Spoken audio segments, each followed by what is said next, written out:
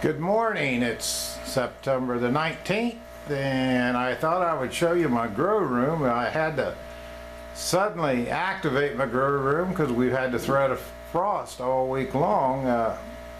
And my garden is still producing big time, but I wanted to get some of these healthy plants that don't grow too tall inside, and just in case we do have a frost.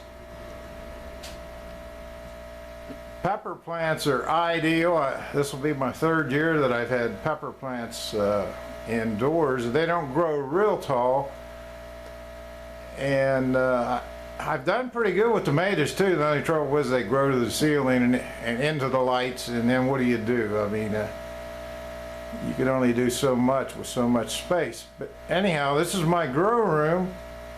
Now you could buy a $1,000 grow room from a hydroponic greenhouse or a supply house, or you could do like I do and take some spare space and put up a few makeshift walls and cover them with space blankets. And in this case, these space blankets were $2.99 a piece, and I've got 5 space blankets, and they do just fine.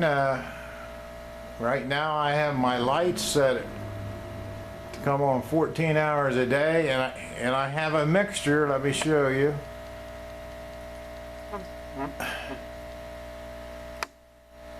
I have a vanity bar on the ceiling that has 5 bulbs in it.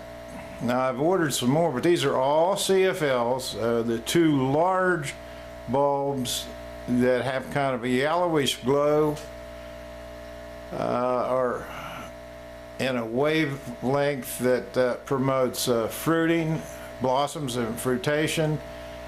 And the smaller 3 bulbs are about 6500 K, as they call it. They're kind of a bluish white, and they promote vegetative growth. Now, I can assure you, you can grow any kind of plant with these bulbs. Some people will say you can't do it with CFLs. CFLs might not be as good as high pressure sodium and mercury vapor lights, but they're very economical. They will last for years and years. They do not put out a lot of heat, which is a factor when you're indoors, because this is a heated room. It's normal room temperature. Now I do have a high pressure sodium light, and they're pretty expensive and they use a lot of wattage, but that's a no-go in here. However, you can get high pressure sodium lamps up to 1000 watts, and I'm toying with that idea for my greenhouse because it will aid very much in heating the greenhouse as well as promoting rapid growth.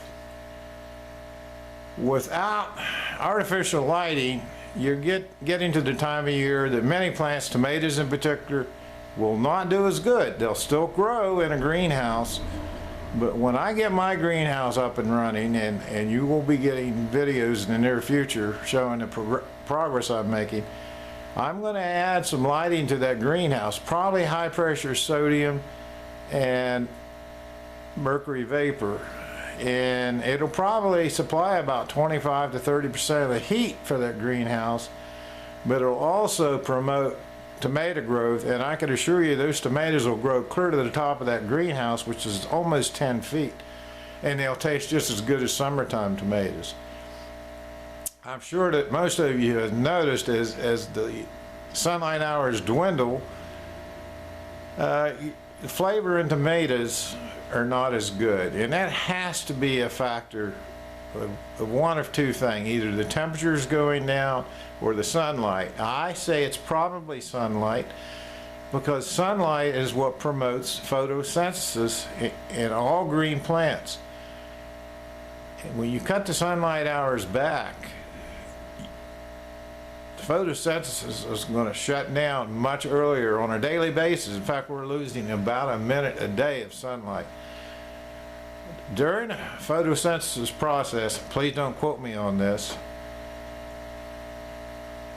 sugars are produced in the plant, and that's more than likely why tomatoes don't taste quite as good that are greenhouse raised, unless, greenhouse in the winter that is, unless you have supplemental lighting.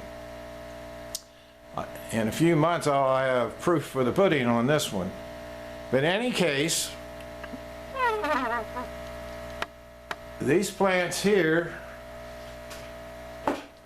are all pepper plants and one clone tomato. This is a poblano, hot pepper. This is a bell pepper. I've got one more outside that I'll soon be moving in. These are the best bell peppers I've ever had. Something like 15 bell peppers per plant. If you'll notice, these are in Dutch buckets. This over here is a cherry, hot cherry. I don't know if you can see it, but there's one that's ripe and it needs to be picked. Over here,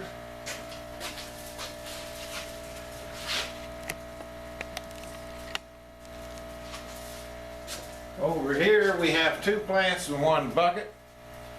This is a poblano on the back, and this is a Goliath griller in the front.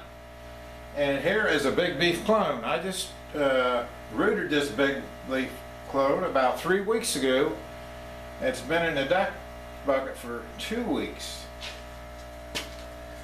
Now if you look at my Dutch buckets, I'm not going to set these up like I did the outdoor buckets with a pump and timer. It's kind of hard because I can't dig a hole in the concrete floor. I'm doing just like Bobby at MHP Gardner has said. I've got some 1/2-inch drain pipes all tied together. It's very simple to just get a cup of water, pour it in,